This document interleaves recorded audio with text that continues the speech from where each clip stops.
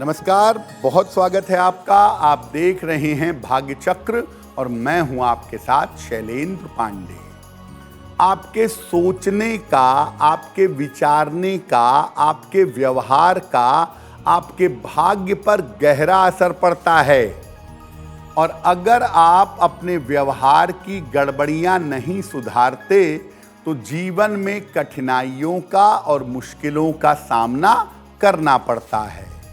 तो आज हम आपको बताएंगे कि आप अपने व्यवहार में कहां पर गलतियां करते हैं और उन्हें सुधारने से आपको कैसा लाभ हो सकता है। देखिए, आज हम आपको ये बता रहे हैं कि आपके व्यवहार का, आपके स्वभाव का, आपके ग्रहों पर और आपके भाग्य पर कैसा असर पड़ता है। तो सबसे पहले ये जानते हैं कि आपके व्यवहार का आपके ग्रहों से क्या संबंध है। देखिए, हमारा जो व्यवहार है वो हमारे ग्रहों की स्थितियों से संबंध रखता है।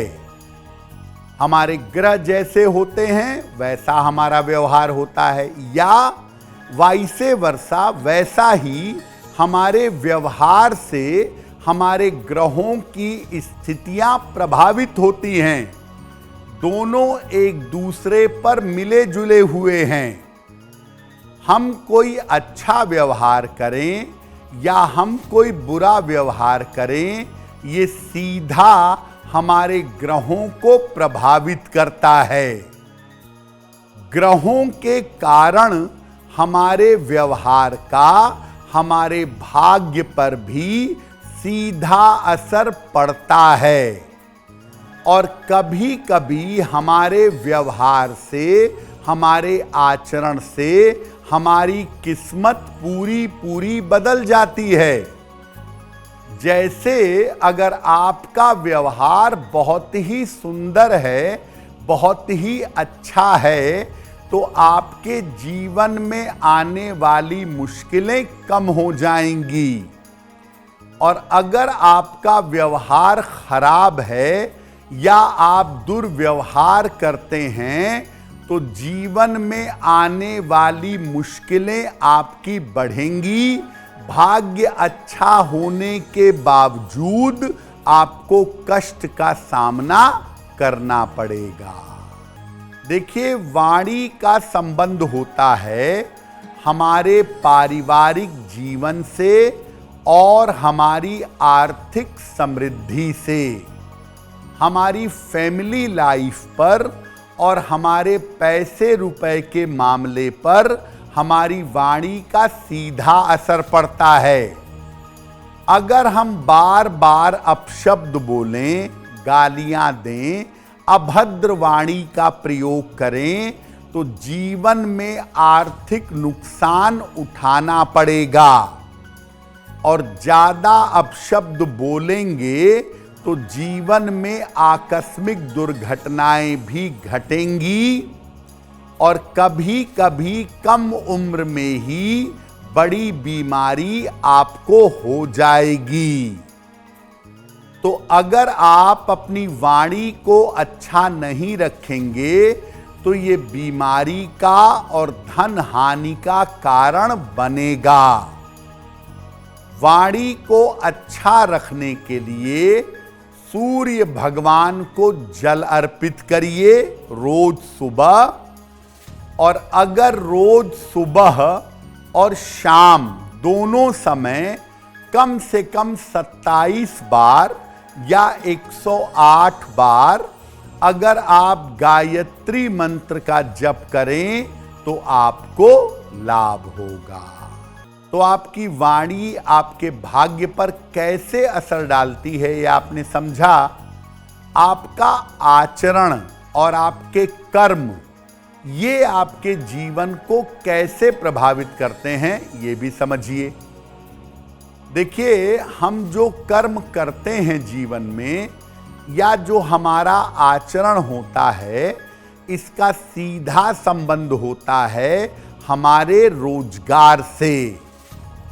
अगर आपके कर्म और आपके आचरण शुद्ध ना हो तो रोजगार में समस्या जरूर होगी, और आचरण और कर्म अच्छा न रहने वाला व्यक्ति जीवन भर भटकता रहेगा और कभी भी स्थिर नहीं हो पाएगा।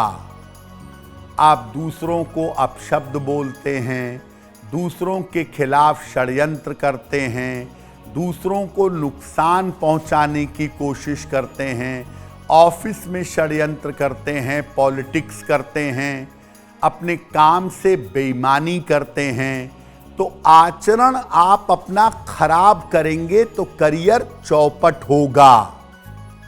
आचरण जैसे जैसे सुधरने लगता है वैसे वैसे रोजगार की समस्या दूर होने लगती है।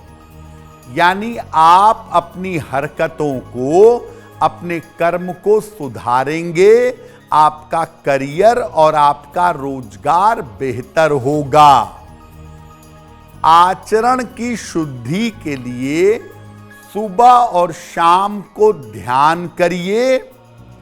अगर ध्यान करना नहीं जानते तो भगवान शिव की जितनी उपासना आप करें, भगवान शिव की जितनी पूजा आप करें, उतना आपके लिए उत्तम रहेगा। कोई आपसे मदद मांगता है और आप होने के बावजूद उसकी सहायता नहीं करते, क्या परिणाम होता है इस पर आगे चर्चा करेंगे, लेकिन बता दें कि कार्यक्रम में आगे हम बताएंगे आपके जन्म की तारीख के अनुसार आज का दिन कैसा जाने वाला है और आज के दिन की जिज्ञासा क्या है और उसका समाधान क्या है। अब जान लेते हैं तुला, वृश्चिक और धनु राशि का दैनिक राशिफल।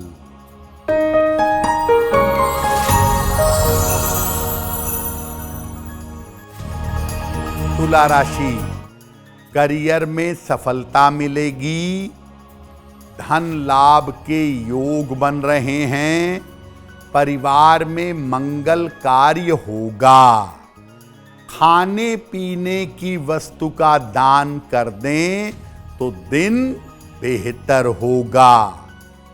शुभ रंग जिसका प्रयोग करके दिन को बेहतर बना सकते हैं वो शुभ रंग आज के लिए होगा गुलाबी।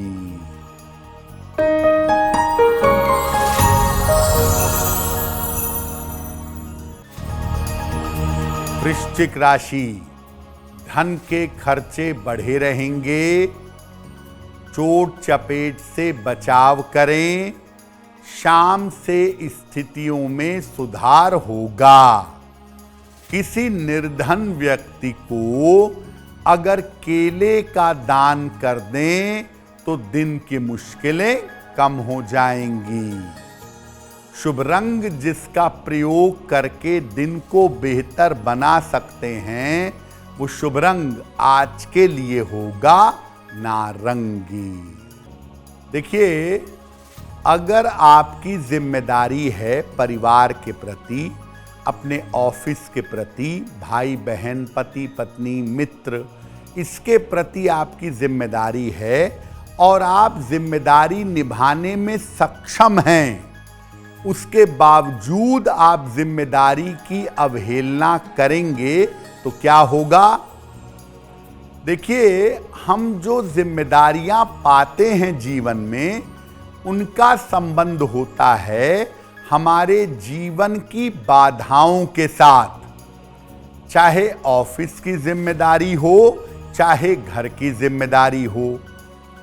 जो लोग अपनी जिम्मेदारियां ठीक से नहीं उठाते, ऑफिस में बेईमानी करते हैं, अपना काम दूसरों पर लाद देते हैं, काम समय से पूरा नहीं करते, घर में बच्चों की, पत्नी की, पति की जिम्मेदारी नहीं निभाते, ऐसे लोगों को जीवन में बड़े संकटों का सामना करना पड़ता है। आप जिम्मेदारी ठीक से नहीं निभाएंगे तो आपको मुकदमे का, कर्जों का, जीवन में बड़े संकटों का सामना करना पड़ेगा। ऐसी स्थिति में व्यक्ति जिम्मेदारी नहीं निभाएगा तो फिर जीवन में बाधाओं में, मजबूरी में काम करना पड़ेगा। फिर व्यक्ति अपनी समस्याओं में उलझ जाता है। आप ऑफिस में बेईमानी करते हैं, वहां की जिम्मेदारी नहीं निभाते, जीवन में एक एक करके बाधा आती जाएगी और आप समझ ही नहीं पाएंगे कि ये बाधाएं आ क्यों रही हैं। देखिए, जितना आपसे बन पड़े, जितनी आपकी जिम्मेदारी है, उसको ईमानदारी से निभाइए, उसको निभाने में कोताही मत करिए। महीने में 2 एकादशी आती है। एकादशी का व्रत अगर आप रखते हैं तो जिम्मेदारी का भाव बेहतर होता है। आप ईमानदारी से जिम्मेदारी निभा पाते हैं। और नियमित रूप से अगर पौधों में जल डालें, वृक्षों में जल डालें, तो भी आपका मन उन्नत होता है और जिम्मेदारी आप बेहतर तरीके से निभा पाते हैं। बहुत बार ऐसा होता है कि कोई व्यक्ति आपसे मदद मांगता है। देखिए, मजबूर हैं आप, समर्थ नहीं है तो बात दूसरी है, लेकिन आपके पास सामर्थ्य है, आप सहायता कर सकते हैं, बावजूद इसके आप सहायता नहीं करते तो क्या होता है? अगर सक्षम होने के बावजूद, योग्यता होने के बावजूद आप किसी व्यक्ति की सहायता नहीं करते तो आपको जीवन में मानसिक समस्याओं का सामना करना पड़ेगा। आप पर्याप्त पैसा रखे हैं, एक्स्ट्रा पैसा है, पैसे की कोई दिक्कत नहीं है, और कोई व्यक्ति आपसे सहायता मांग रहा है मजबूरी में, तो जितना कर सके मदद करिए। शरीर से, सामान से, धन से, जो हो सके वो मदद करनी चाहिए। अगर आप ऐसा नहीं करेंगे तो याद रखिए, मेंटली आपको मुश्किलें परेशान करेंगी, मानसिक रूप से वो कष्ट आपको भोगना पड़ेगा। और अगर मदद मांगने पर सामर्थ्य होने के बावजूद आप सहायता नहीं करते तो आप जीवन में अकेलेपन के शिकार हो सकते हैं। अपनी सामर्थ्य के हिसाब से जितना लोगों की सहायता करेंगे उतना ही आपको ईश्वर की कृपा का अनुभव होगा। जीवन में आप जितने लोगों की सहायता ईमानदारी से करेंगे उतना लाभ होगा। आप मन से कभी कमजोर नहीं होंगे।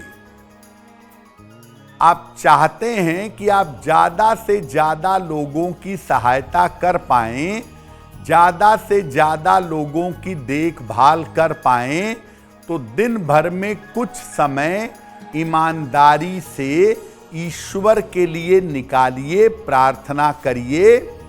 इससे आपके मन में, आपकी सोच में करुणा आएगी। आप दूसरों की सहायता करेंगे और आपका भाग्य आपकी सहायता करने के साथ साथ धीरे धीरे चमकने लगेगा। अब वक्त हो गया है ऐसा क्यों का। ऐसा क्यों में हम आपके मन और जीवन से जुड़ी हुई तमाम जिज्ञासाओं का समाधान करने का प्रयास करते हैं।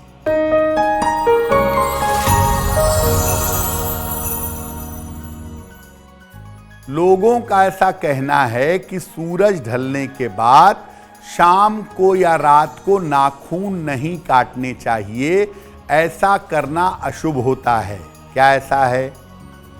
देखिए, पहले के ज़माने में शाम के समय लोग लालटेन का, लैंप का, मोमबत्तियों का प्रयोग करते थे। तब बिजली की व्यवस्था नहीं थी और ऐसे में अगर आप नाखून काटें, थोड़ा अंधेरा जैसा रहता था, तो उसमें हाथ कटने का खतरा होता था प्रकाश की कमी की वजह से। इसीलिए पहले ज़माने में कहते थे कि सूर्यास्त के बाद शाम को रात में नाखून मत काटो। लेकिन अब चूंकि प्रकाश की पर्याप्त व्यवस्था है, आप अच्छी लाइट जला सकते हैं, शाम और रात में भी पर्याप्त लाइट की व्यवस्था कर सकते हैं। तो इसलिए अब अगर आप सोच समझ के देख करके सावधानी से शाम को या रात में नाखून काटते हैं तो इससे कोई अशुभता पैदा नहीं होती। वो आपकी सुरक्षा के लिए पहले का एक नियम था, आज के समय में अप्लाई नहीं होता है। अगर आप मुझसे जुड़ करके अपनी समस्याओं का समाधान चाहते हैं और चाहते हैं कि आपकी समस्याओं को ज्योतिष के माध्यम से सुलझाया जाए तो आप हमसे संपर्क कर सकते हैं, जुड़ सकते हैं एस्ट्रो तक पर।